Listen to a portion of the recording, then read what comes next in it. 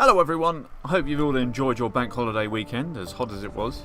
Today I'm bringing you some F1 2014 action which has been modded by yours truly, although it's not quite finished yet, as perfectly demonstrated by the rough edges on this Jaguar.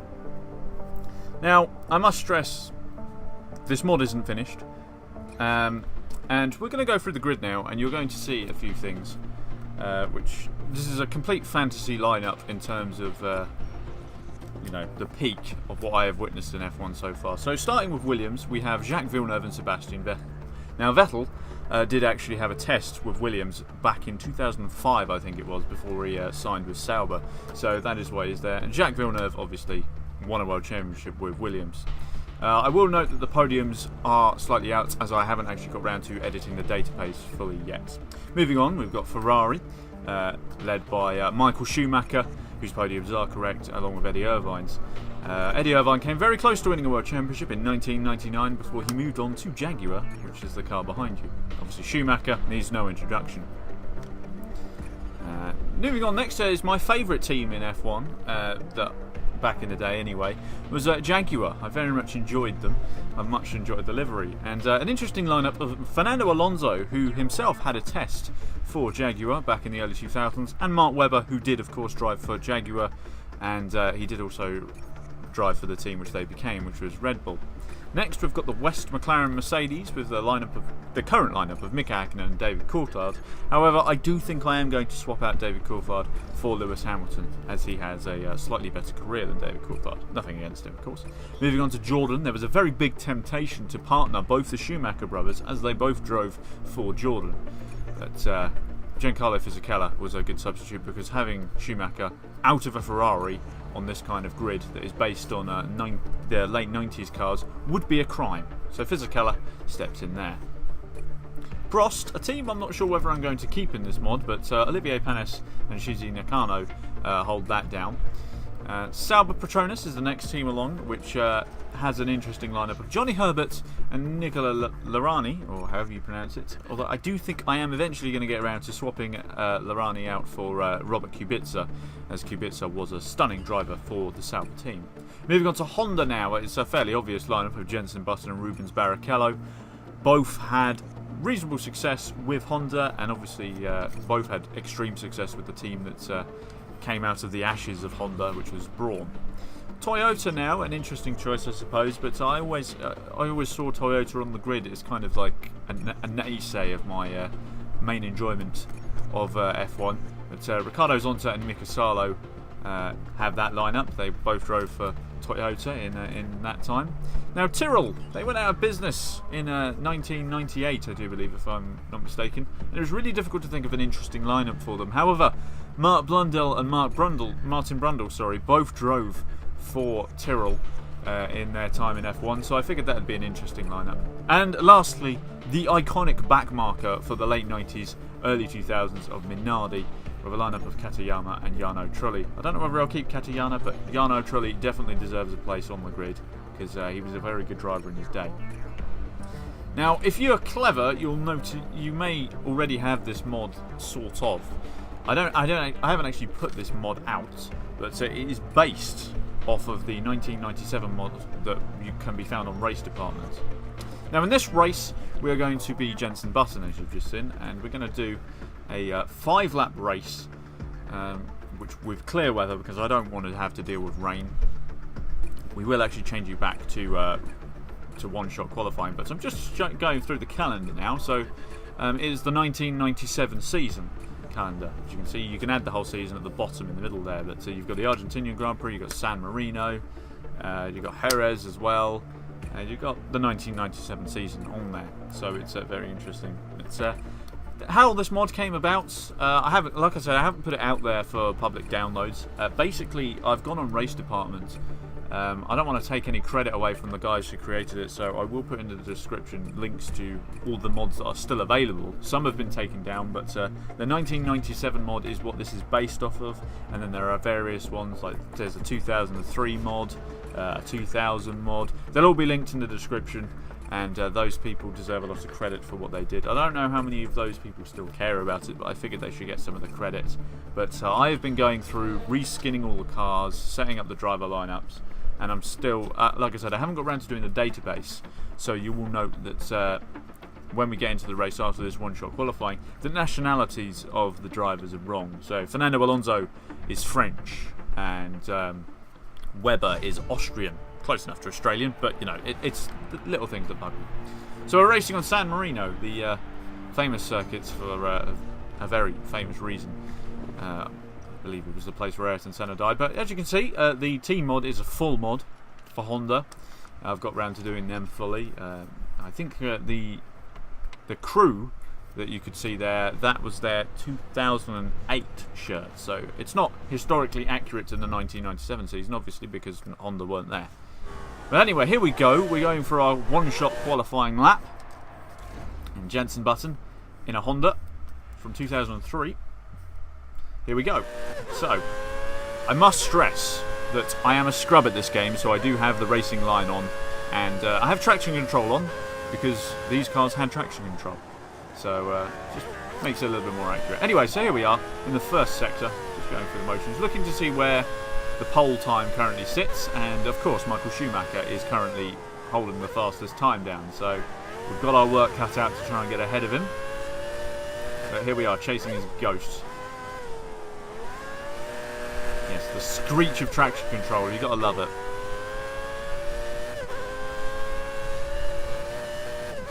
Here we are going into the second sector now, and we are more or less neck and neck, I do believe, with Schumacher's time. As you can see, his ghost is just pestering around on my, I would say, rear bumper, rear spoiler.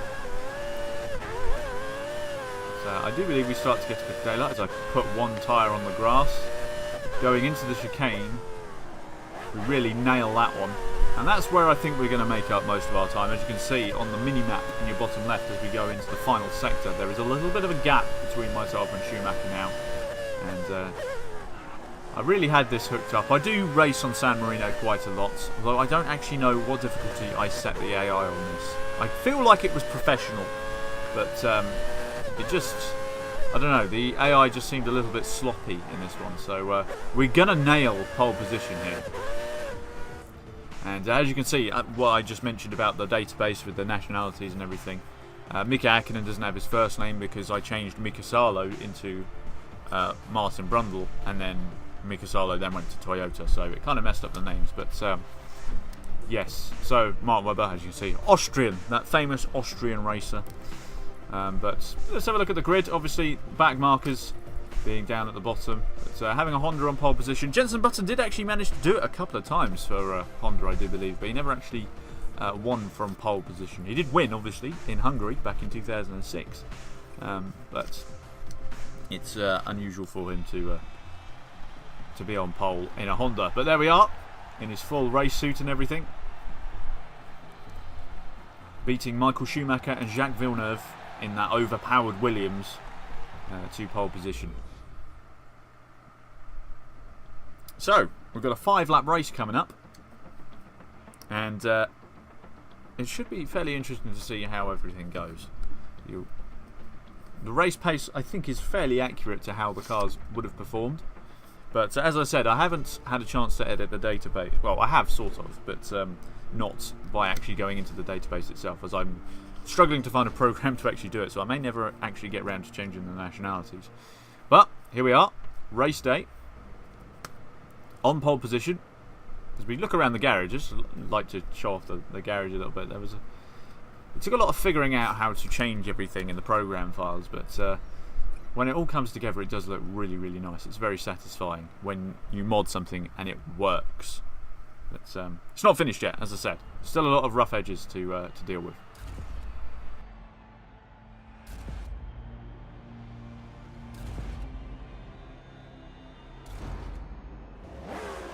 So here we are then, front of the grid, P1, with Schumacher, Villeneuve, Vettel, Mika Hakkinen and various others about to hunt me down. Away we go, the lights go out, we get a really good set of traction. Set of traction? I don't even know if that's an anecdote. Anyway, we get a good start. Plenty of space between us and second place. Villeneuve has actually got the jump on Schumacher. And we're just kind of running away here. As you can see, a massive gap on the mini-map as we go racing through the first couple of chicanes in San Marino. Now, as I said in the one-shot qualifying, I can't actually remember. I don't think I even looked at what difficulty setting the AI was actually on. So we've already got a 3.3 second gap between us and Villeneuve in second place. And things are looking pretty. Things are looking, well, a little bit boring was what I was getting worried about. So we're going into Sector 2 here, completely unchallenged. Try not to make a complete hash of it. As I said, I am a complete and utter pleb, in the words of Jimmy Broadbent, at racing games. So as we do probably the worst job of that chicane anyone has ever seen. We did have a 3.8 second gap, but that has probably come down. And it wasn't until I went through these last couple of corners here that I made a decision. It's a 5-lap race. We're not going to get challenged here. You guys are probably going to start falling asleep. I'm surprised if any of you are still watching, in fact. But I made a decision here.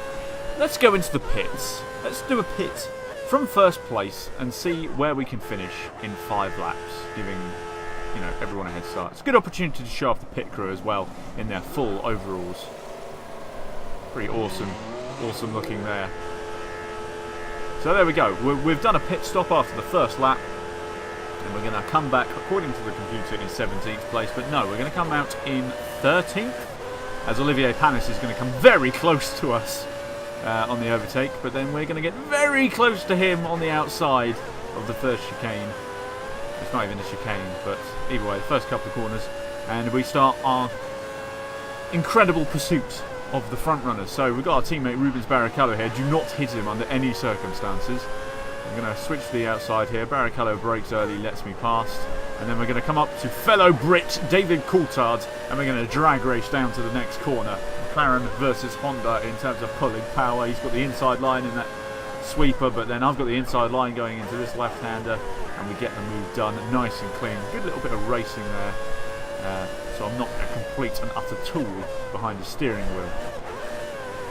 Up next is another Brit, Johnny Herbert in a Sauber.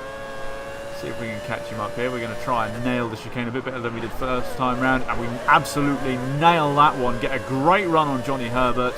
Comes across there and then just disappears.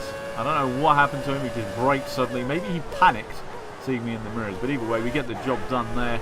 We're in 9th position, which is in the points in new school, but we're still a long way out of the old school point system of 8th, or if you want to go back even further, it was the top 6. So going into the final chicane, we've got Giancarlo Fisichella in the Jordan, as I butcher the exit. Engineer being silly and thinking that we have DRS back in the 90s and early 2000s. No, we don't. This is all natural skill of overtaking, even though I don't possess any. I am just putting my foot down and hoping that I don't spin.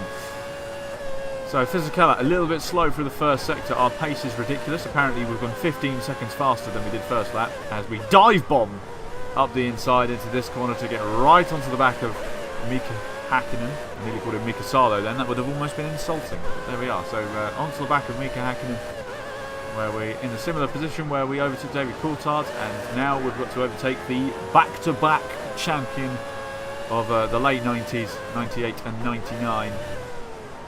And he makes a mistake there and goes off the track, which gives me an easy overtake. I was expecting a much harder job there from Hakkinen, but he let me through there as we absolutely nail the chicane and get onto the back of a Vettel-driven, overpowered Williams. Even Ayrton Senna couldn't control in 1994 on this very circuit. He's a brave man to be in that car as he brake checks me. I give him a little bit of a punt, not deliberately obviously, and I could have overtaken him a lot sooner, but I gave him the opportunity to perhaps go around the outside of me, but he didn't take it, so thank you very much. Into very old school points, into 6th place, and now we have the Austrian, the famous Austrian Webber. Obviously he's Australian, the flag's wrong. But we've got to overtake both Webber and Alonso in their Jaguar cars as we absolutely whiz past the outside of Webber, get my commentary right. He braked early for that, a bit too early, and I whizzed past him. And now we're looking at a young Fernando Alonso here in a Jaguar. Trying to get past him will be hopefully a bit of a challenge. As, he's very slow out of that corner. We get some good traction. Traction control picks up the slack, and we just get so much better exit out of it. And sweep past Alonso. We're up to 4th. We're in touching distance of a podium. And we've only got 1.5 laps to go. We've got the Irishman Eddie Irvine. He should have a British flag, but for whatever reason he has the Republic of Ireland flag. He was from Northern Ireland, I do believe. And look at that. Engineer, we don't have DRS, engineer. We just don't have it. It's not a concept in these cars. Anyway, Eddie Irvine going into, well, very dive bomby like, almost Ricciardo-esque into the. Well, I don't really know what corner that is. I don't know the names of any of these corners at San Marino, but it was like the 5th to last corner. And we dive bombed him. He didn't see us coming. We make a wonderful overtake, and now we're on to the final lap, where we've got Schumacher and Villeneuve a long way up the road. I don't think we're going to catch him, but I am going to try and catch up. But I will admit, this lap is very messy. This is me trying to push the absolute limit of my ability and the car. As you can see, I'm checking how much fuel I have, as I was going to attempt to switch it into rich mix to try and get me a bit closer, but here we are. We're going a little bit faster now in rich mix, but I undo any kind of opportunity to catch up by tail whipping all the way around that corner. Even traction control was having difficulty with my throttle input, and any opportunity to catch up is kind of gone with the car fishtailing around a bit more. We're going into the second sector here. More fishtailing as I am planting my foot on the throttle. Not very Jenson Button-esque, I must say. He's a very smooth driver. He doesn't really plant it as we nearly mess up that chicane, but get away with it. We're 1.1 seconds down on our fastest time, which doesn't bode well. And we are gaining, but we're just going to run out of laps. If we had another lap, then perhaps we'd be able to challenge for the lead. But I'm not too fussed, because finishing first from pole position with no challenge at all would have been very boring, but we'll settle with 3rd place in a Honda. That certainly would have been a good result on the face of things back in the day. And yeah, let's just ignore the number 16 and number 22 on Jenson Button's helmet. Let's just ignore that bit. I will fix that later down the line. But there you go. Let's have a look at the final standings then. Jacques Villeneuve won ahead of Michael Schumacher, who finishes in 2nd where he qualified. We finished 3rd as Jenson Button, and then the rest of the field, the Minardis didn't actually finish last. They finished 16th and 17th respectively, so that's an interesting result there. And there we go. Podium finish for a Honda. Excellent result for them. You're going to watch a magic trick with the Honda t-shirts in a sec on that right hand side. There you go. Look, they've switched to the same colour as Jenson Button's helmet. I don't know why that happened. They'll switch back now. Look, they're white t-shirts now. But either way, modding problems. It's so much fun. But anyway, there you have it. That is a modded F1 2014 with my perfect grid as such. Although it's not finished yet, as I said. So thank you very much for watching. Hopefully you enjoyed the video. If you did, hit that like button and don't forget to subscribe for more content like this. Anyway, thank you for watching, and I'll see you later.